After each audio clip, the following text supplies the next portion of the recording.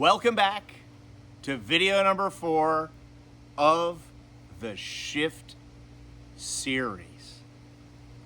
I heard this quote by Dr. Dyer. This whole series is a tribute to Dr. Dyer, really, other than Jesus, the greatest teacher I've ever had. And he wasn't a perfect man, and he always admitted it. I loved his vulnerability. Those are the people I want to listen to. The people who are acknowledging their mistakes and how they learned something and moved beyond them. But Dr. Dyer used to always say, every life is a story, and every story matters. Every life is a story, and every story matters.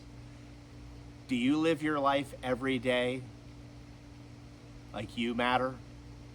It's been shown that by the time we die, the actions of our lives are going to influence 80,000 people. That's amazing. It's a staggering number. It's like a full NFL stadium of people. We got to wake up every day and ask ourselves, are the actions of our life inspiring and they lift people up, or are they empty? Like sitting in a bar and getting fall down drunk and stupid. Very empty behavior.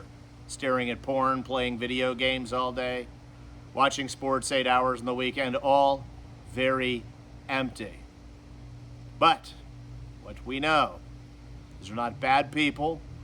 There are people who are looking for distractions because the pain of life has created addictions in their life, or it's created a need emotionally to distract themselves from what's going on inside. Dr. Gabor Mate famously states, for a lot of people in that boat, what's scarier than death in these people's lives is actually living. Got this great channel I watch on YouTube called Deer Meat for Dinner. It's an outdoor show this man does with his family. And his quote is, most men die without ever really living, or it's something like that. But this series is about making the shift. So where am I headed with this? Sometimes you can see my ADHD kicking in. Here's where I'm going with it. 7.5 out of 10 people have experienced loss, trauma, or betrayal in a primary relationship.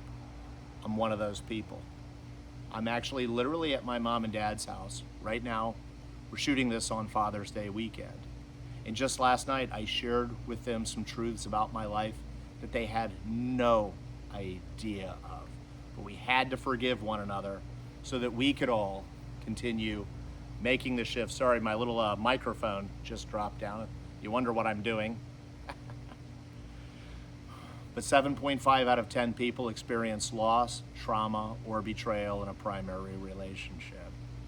And when this trauma usually happens, we don't have the tools to deal with it. I know I didn't have the tools to deal with it. Number 1 on Maslow's hierarchy of needs is security. Most people associate that with a roof over your head. It's not true. As a child, I never felt safe.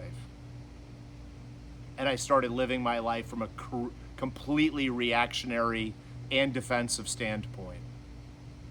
So I ask you right now, as you watch this video today, do you feel safe in your own life? Because if you don't, and you want to get out of the porta potty, you're going to have to address that quickly. Send us a message and we can help you through it. But the point of this video is to finally get out of living my life in that defensive and reactionary standpoint. I had to take all of the suffering in my life and create meaning from it. So the meaning I created from it was, first, helping people at a gym physically get healthy.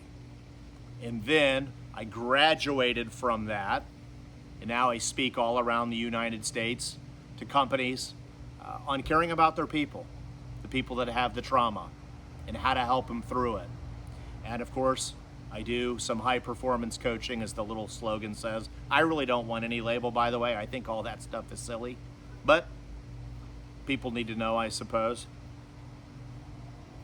But now it's all about helping people physically, emotionally, intellectually, discovering the purpose of their life.